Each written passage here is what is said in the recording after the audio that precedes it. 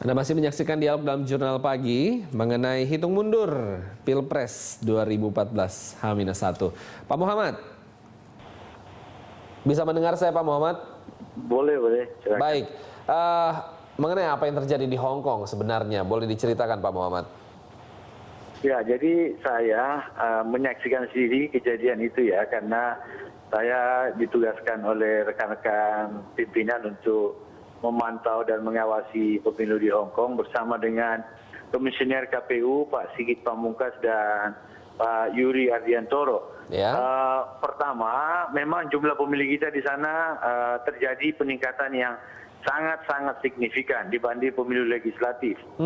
Ya, karena rupanya gairah Pilpres ini dengan sosialisasi yang luar biasa dan mungkin karena ketokohan dua capres ini ya menambah semangat motivasi atau merangsang partisipasi publik.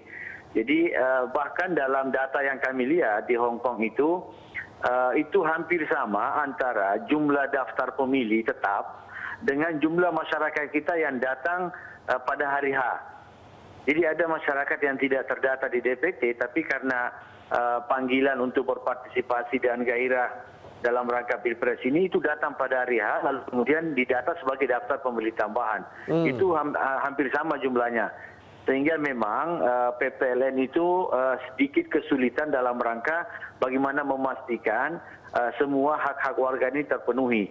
Tetapi harus dicermati bahwa waktu yang diberikan itu pertama sudah disosialisasikan cukup panjang Mas, dari jam 9 pagi sampai pukul 7. Jadi lebih lama dari dalam negeri kan. Dan harus diketahui bahwa tempat pemungutan suara di Hong Kong itu diadakan di public space, di area terbuka, karena area terbuka itu menjadi otoritas kepolisian Hong Kong. Ya, waktu jam 9 sampai jam 17 itu adalah kontrak atau deal antara penyelenggara pemilu teman-teman PPL Hong Kong dengan otoritas tempat. Dan di sana sangat disiplin, ya. Kalau jam 5 itu memang harus close ya.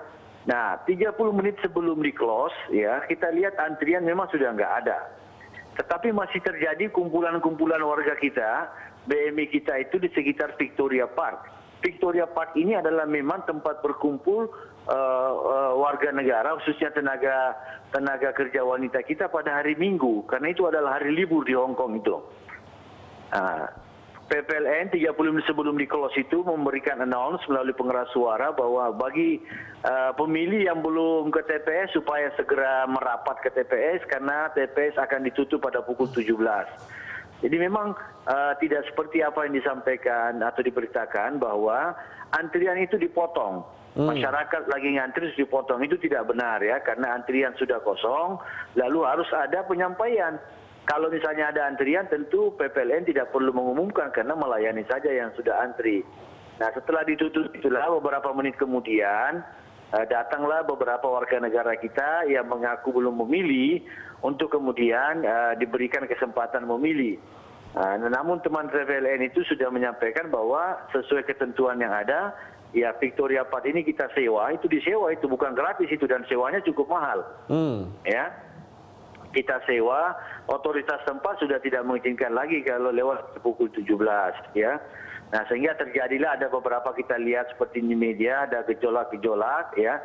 Ada aspirasi supaya kemudian TPS itu dibuka, tapi teman PPLN tetap bersikukuh bahwa ini sudah lewat waktu dan penyampaian itu sudah jauh-jauh hari, ada melalui surat tertulis, melalui surat lokal, seperti itu kondisinya. Pak Muhammad, berarti ini bukan karena kekurang siapan penyelenggara pemilu, melainkan karena kesalahan dari pemilik suara sendiri, begitu? Kami melihat karena pemilihnya terlambat ke TPS, ya, karena pemilihnya tidak mengikuti jadwal yang sudah diberikan. PPLN itu sudah mensosialisasikan melalui surat tertulis bahwa kita melakukan pemungutan suara dari jam 9 sampai 17, tetapi kemudian sebagian besar BMI kita, buruh migran kita itu lebih banyak mengelompok di situ ya. Saya lihat mungkin sebagian tidak memperhatikan jadwal itu lalu kemudian terlambat. Nah, seperti itu kondisinya. Oke, berarti suara mereka hilang begitu saja atau masih ada cara lain? Waktu itu kita mengupayakan apakah bisa dipindahkan ke Konjen, karena di Victoria Park itu sudah tidak memungkinkan oleh otoritas tempat. Ternyata Pak Konjen mengatakan kalau misalnya ada kumpulan 30 orang di Hong Kong itu harus ada izin polisi dulu. Jadi tidak boleh serta-merta ada kumpulan orang-orang di Konjen itu karena di situ ada kantor-kantor pemerintah Hong Kong, ada tetangga, ada masyarakat Hong Kong yang bisa saja komplain kalau terjadi antrian panjang di depan Konjen begitu.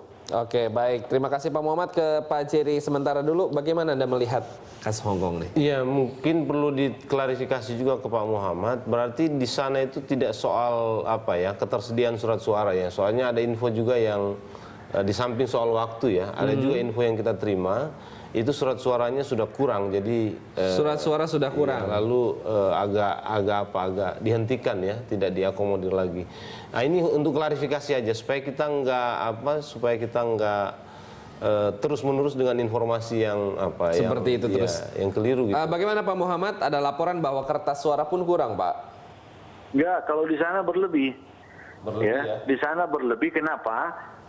Salah satu yang menambah kelebihan surat suara itu adalah surat suara yang dikirim by post yang kembali karena alamatnya tidak jelas atau tidak ditemukan.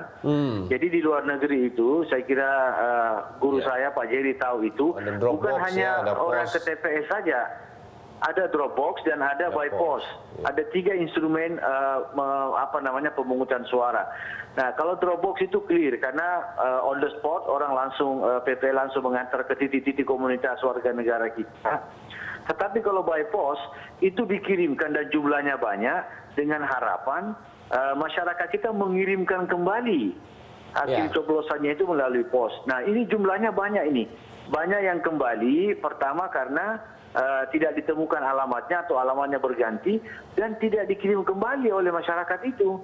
Nanti setelah lewat waktu lalu dikirim lagi bahwa ini sudah selesai.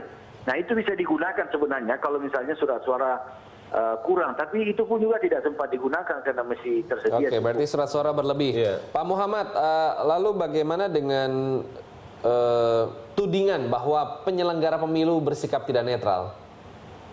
Ini juga yang saya tidak mengerti isu dari mana ya. Saya bukan berarti menggaransi teman-teman KPU atau PPD di sana terkait dengan yang mengatakan saya buka aja bahwa kita buka TPS ini kalau Anda memilih capres tertentu. Saya kira itu sama dengan bunuh diri bagi penyelenggara kalau mengarahkan seperti itu. Jadi setelah kita lacak itu hanya omongan dari 1-2 oknum ya yang melakukan yang kecewa lalu kemudian menyebarkan informasi itu. Jadi saya kira tidak ada seperti itu. Tidak ada tudingan itu tidak benar ya. Baik. Betul. Tahan dulu sebentar Pak Muhammad, tahan sebentar Pak Jerry, kita harus break terlebih dahulu. Tetaplah bersama kami pemirsa dalam Dialog Jurnal Pagi.